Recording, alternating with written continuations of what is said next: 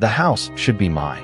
Those were the first words Richard Dawson spoke when we sat down across from each other in a lawyer's office. And for a moment, I honestly wondered if I had heard him correctly. The room was quiet except for the faint hum of the air conditioner. A framed landscape hung on the wall behind him, and sunlight spilled across the polished conference table between us. Everything looked perfectly ordinary. Everything except the man I thought I knew.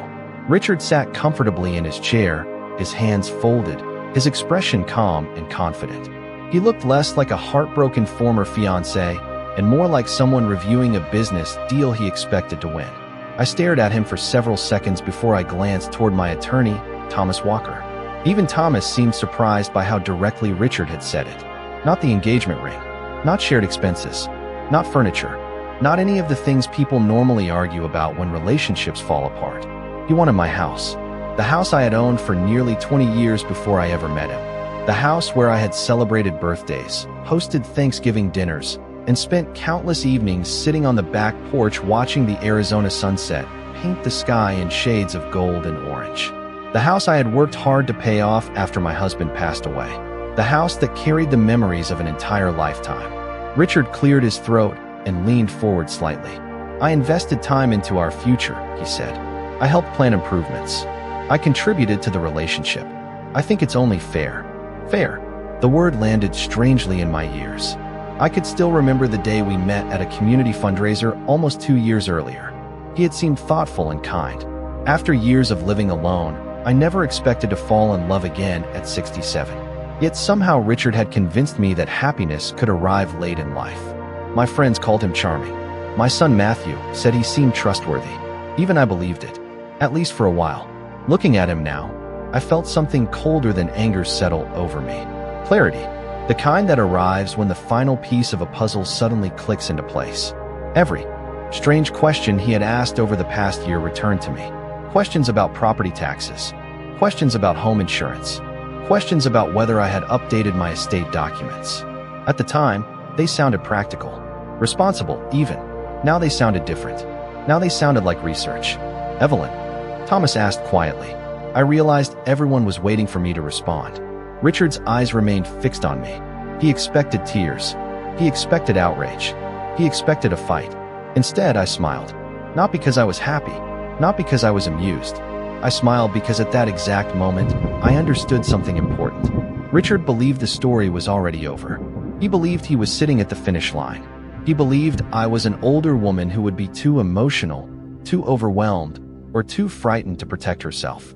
What he didn't know was that the story he thought was ending had not even reached its most important chapter. I see, I said softly. Richard relaxed back into his chair, mistaking my calmness for surrender. That was his first mistake. The meeting continued, but I barely heard the details. My attention drifted to the window overlooking the parking lot outside. Cars came and went beneath the bright afternoon sun. Life continued as if nothing unusual was happening. Yet everything had changed. The man I once planned to marry had finally shown me exactly who he was. And while Richard Dawson sat there imagining the future he intended to take from me, I was already thinking several moves ahead. He thought he had won. He thought the house would soon belong to him. He had absolutely no idea what was coming next. As I drove home from the lawyer's office that afternoon, I kept both hands on the steering wheel and focused on the road ahead. The desert stretched endlessly beneath a pale blue sky, and the familiar route back to my neighborhood felt strangely different. The traffic lights changed. Cars merged in and out of lanes. People carried on with their ordinary lives. Meanwhile, I was replaying every moment of the last 2 years in my mind. By the time I pulled into my driveway, the sun was beginning to sink lower in the sky. My house stood exactly as it always had, warm and welcoming, with cream-colored stucco walls and blue shutters framing the windows. For years, it had been my safe place. After my husband passed away, I learned how to live alone within those walls. It was not easy. Some evenings felt painfully quiet.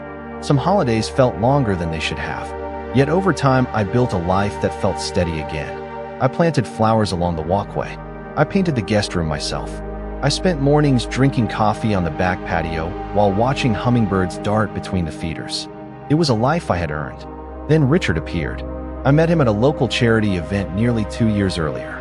He carried himself with confidence, but never arrogance. He listened carefully when people spoke. He remembered details. He seemed thoughtful in ways that felt increasingly rare. After several dates, I found myself looking forward to his phone calls. After several months, I began imagining a future that I had stopped believing was possible. My friends were thrilled for me.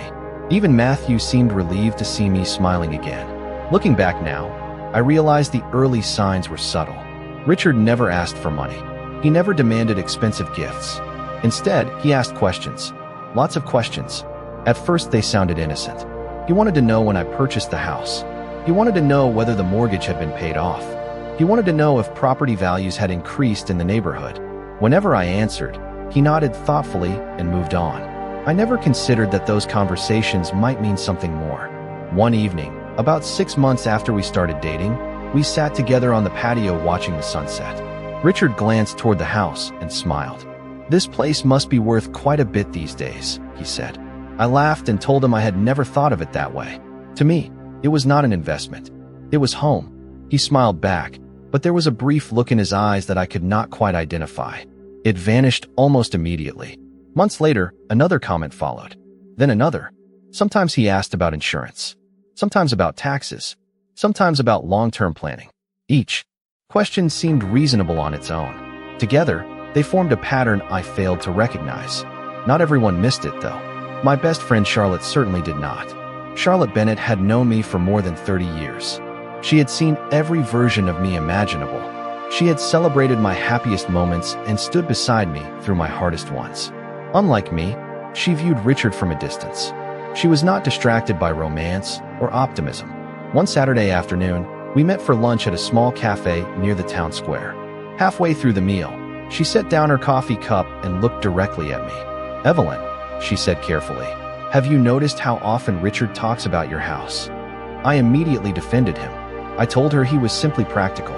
I told her he was thinking about our future together. Charlotte listened without interrupting. Then she leaned back in her chair and sighed. "Maybe," she said quietly, "or maybe he is thinking about something else." At the time, I dismissed her concern.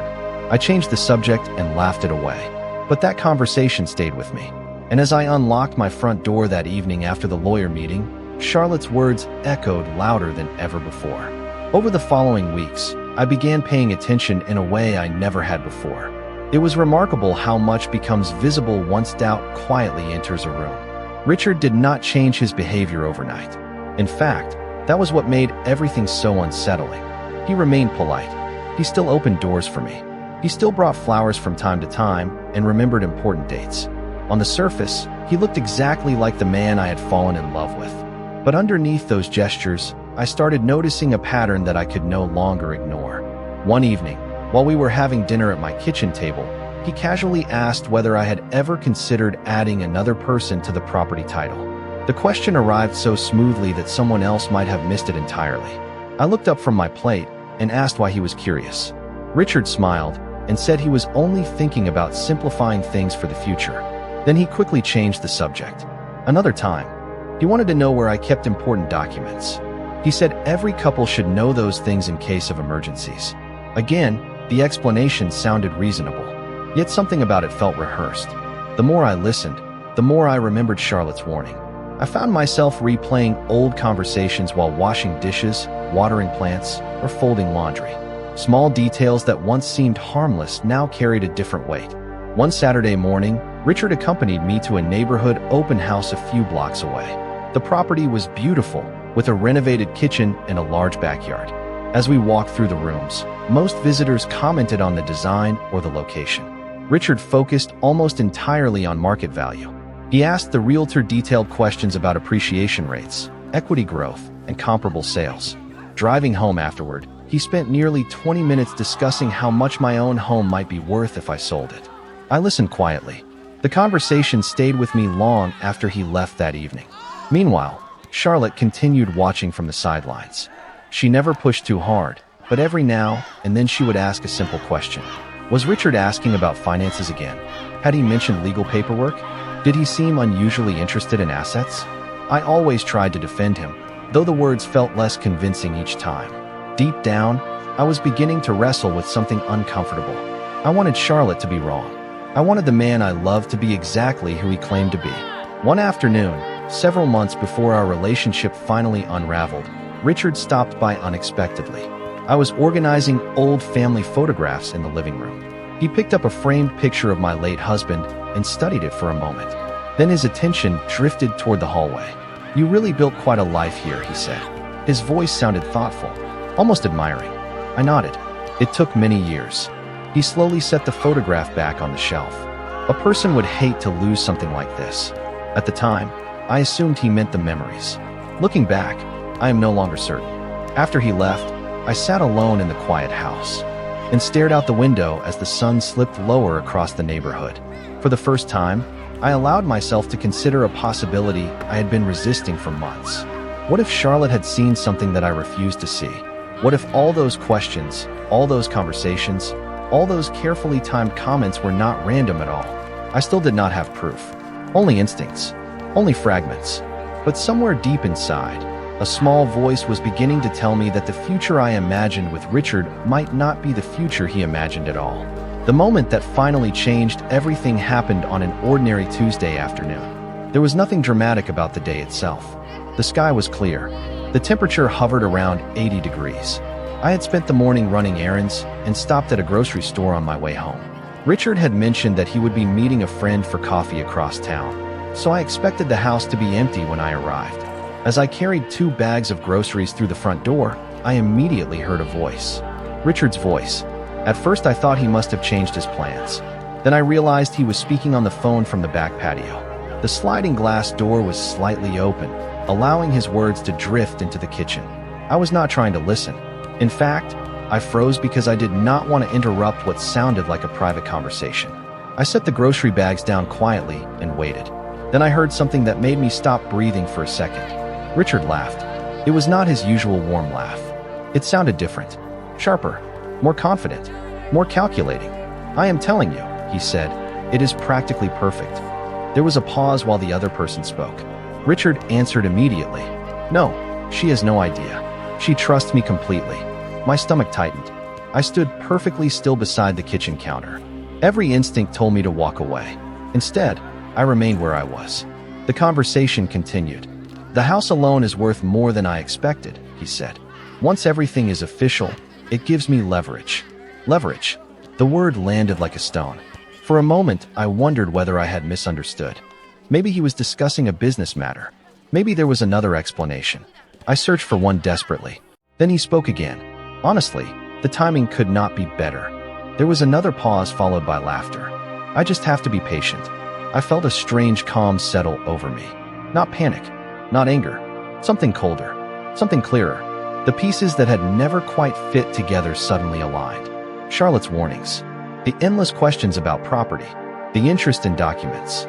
The discussions about future ownership. Every memory seemed to rearrange itself into a new picture. I quietly stepped back from the kitchen and moved toward the hallway without making a sound. A few minutes later, I heard the patio door close. Richard entered the house wearing the same pleasant expression he always wore. He smiled when he saw me. "I did not hear you come in," he said. Neither did I mention the conversation. Neither did I ask questions. I simply smiled back and began putting groceries away. That evening, he spoke about weekend plans. He talked about restaurants he wanted to try and places he wanted us to visit. I listened carefully. I nodded when appropriate. I acted exactly like the woman he believed I was. Trusting, comfortable, unaware. Inside, however, something had changed forever. Later that night, after Richard left, I sat alone on the back patio. The neighborhood was quiet. Porch lights glowed softly in the distance. Somewhere down the street, a dog barked once and then fell silent. I looked at the house around me and thought about the years it represented. The sacrifices, the memories, the work. Then I thought about the man who believed he could quietly position himself to benefit from it all. For the first time, I stopped asking whether Charlotte might be right. I knew she was. The only question remaining was what I intended to do next. And as the evening air cooled around me, I made a decision. I would not confront Richard. I would not argue. I would not reveal what I knew. I would let him keep believing his plan was working. Because sometimes the most powerful move is saying nothing at all. The next morning, I woke up earlier than usual. Sunlight filtered through the kitchen window as I prepared a cup of coffee and sat at the same table where Richard and I had shared countless conversations. Everything looked familiar, yet nothing felt the same. For the first time in months, I was not confused. I was not questioning my instincts. I knew exactly where I stood. The uncertainty had disappeared, replaced by something much more useful. Focus. Over the next several weeks, I carefully maintained the routine Richard expected. I answered his calls. I joined him for dinners. I smiled at the appropriate moments and listened to stories about his day. If he noticed any change in me, he never mentioned it. In fact, he seemed more relaxed than ever. His confidence continued to grow. Looking back, I think he mistook my calmness for trust. The less suspicious I appeared, the more comfortable he became. Meanwhile, I began taking small steps of my own. Nothing dramatic, nothing reckless, just quiet preparation. One afternoon, I scheduled a meeting with Thomas Walker under the pretense of updating some personal paperwork. I did not tell Richard. Inside Thomas's office, I explained everything I had observed over the past year. The questions, the comments, the phone conversation. Thomas listened carefully without interrupting. When I finished, he leaned back in his chair and folded his hands. "Do you have evidence that he has made any legal claim?" he asked. I shook my head. "No. Has he pressured you to sign anything?" "Not yet." Thomas nodded thoughtfully. "Then right now, the most important thing is protecting your position." Those words stayed with me. Protecting your position. Not attacking, not accusing, protecting. Over the following days, Thomas helped me review every important document connected to my finances and property. We examined records, ownership details, and legal protections already in place. The process was surprisingly reassuring. For months, I had felt like someone reacting to events. Now I was finally taking control of them. A few days later, I met Charlotte for lunch. We chose a quiet restaurant overlooking a small lake on the edge of town. The water reflected the bright Arizona sky while ducks drifted lazily near the shoreline. It should have been a peaceful afternoon. Instead, it became one of the most important conversations of my life. When I told Charlotte everything I had overheard, she was silent for several seconds. Then she reached across the table and gently squeezed my hand. "I am sorry," she said. "I was hoping I was wrong." I nodded. "So was I?" Neither of us spoke for a moment. Eventually, Charlotte looked at me and asked a simple question. "What are you going to do now?" I stared out across the water before answering. "Nothing." Her eyebrows lifted slightly. "Nothing. At least not yet." A small smile appeared on her face. After 30 years of friendship, she understood exactly what I meant. I was not surrendering. I was waiting. There is a difference. By the time lunch ended, a quiet strategy had begun taking shape. No confrontation, no emotional scenes, no warnings. Richard would continue believing everything was moving according to his plan. He would continue seeing the future exactly as he imagined it. And while he focused on the destination, I would focus on the road beneath his feet. Because the more confident he became, the less likely he was to notice that the ground was slowly shifting beneath him. Over the next month, my conversations with Thomas became more frequent. Each meeting brought a little more clarity and a little less uncertainty. Richard continued moving through life with the confidence of a man who believed everything was unfolding exactly as he intended. He talked about future vacations. He discussed retirement plans. He occasionally mentioned renovations he thought would improve the house. Every time he did, I smiled politely and listened. The strange thing about deception is that it often makes people careless.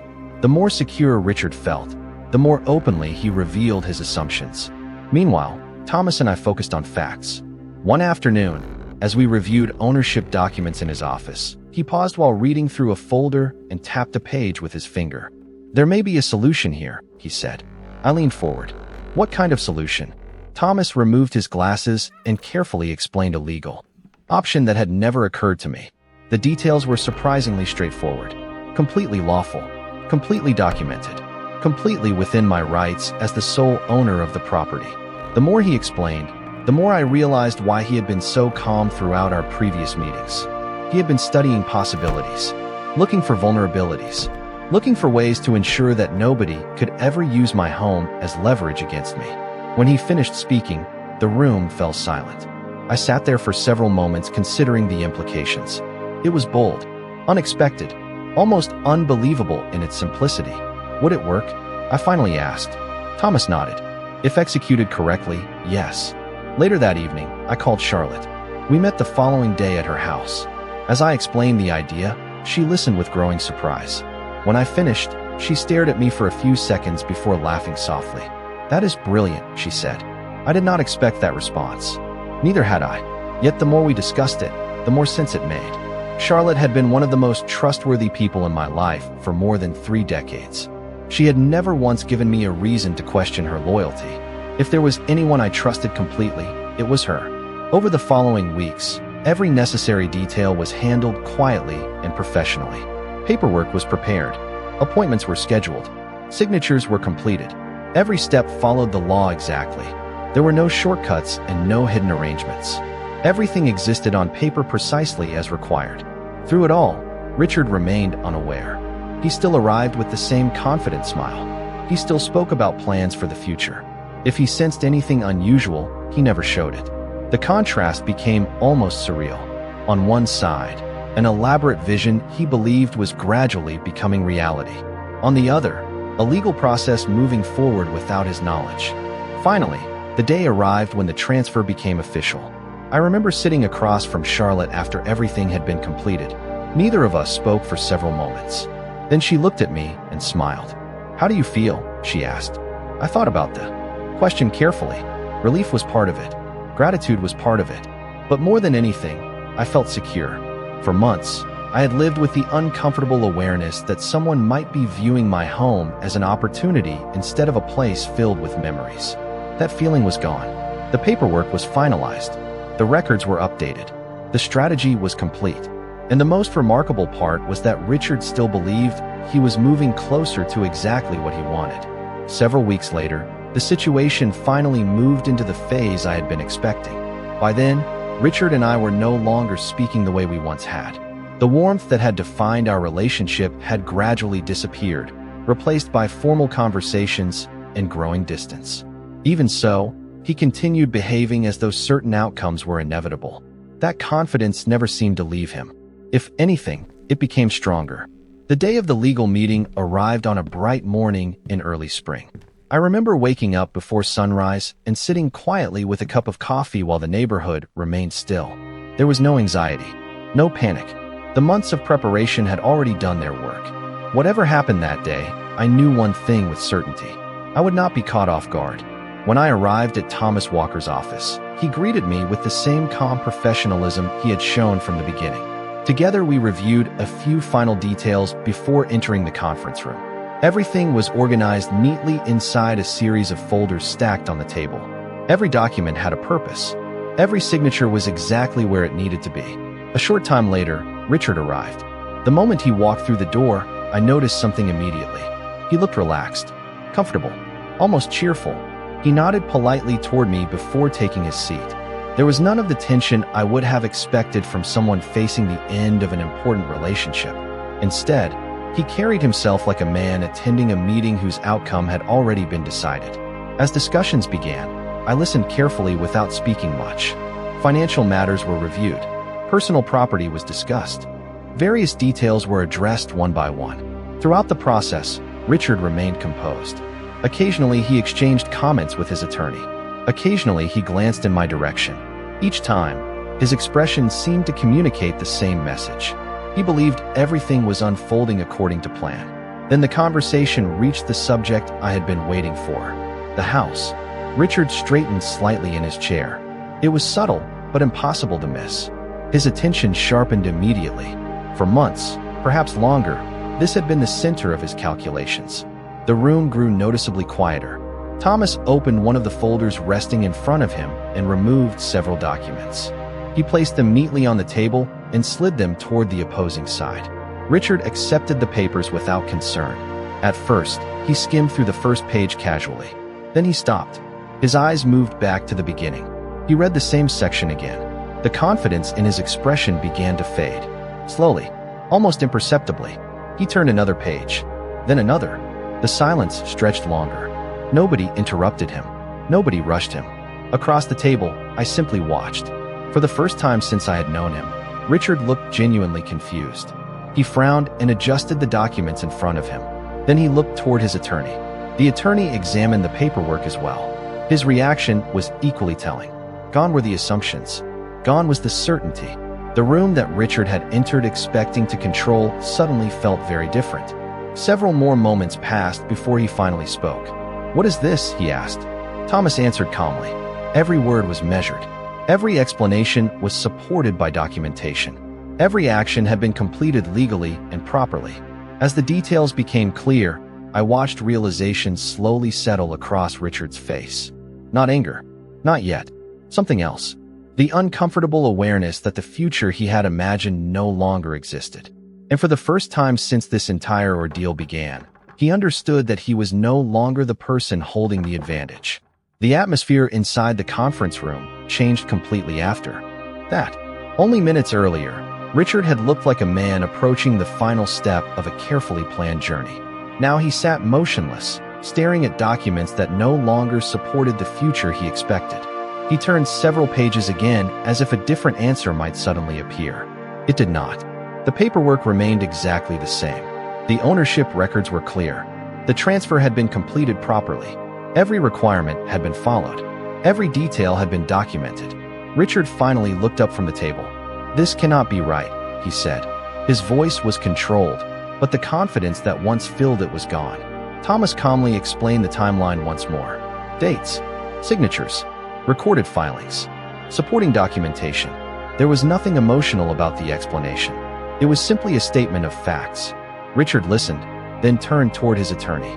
The attorney reviewed the documents again before quietly confirming what had already become obvious. Everything had been handled legally. There was no dispute about that. For a long moment, nobody spoke.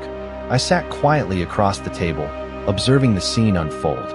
Months earlier, I would have felt devastated watching someone I loved experience disappointment. But what I felt now was different. Not satisfaction, not revenge, clarity.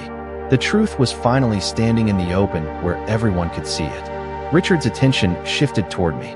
"You planned this," he said. I met his gaze calmly. I protected what belonged to me. The distinction mattered. He shook his head slowly. "After everything we had together?" That question might have affected me once. Instead, I found myself thinking about the phone conversation I overheard. The discussions about leverage. The carefully disguised questions about property and ownership. The endless assumptions he had made. "After everything?"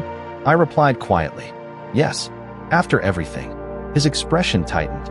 For the first time, I could see him struggling to understand how events had moved so far beyond his control. He had spent months assuming he understood the entire situation. He never considered that I might understand it too.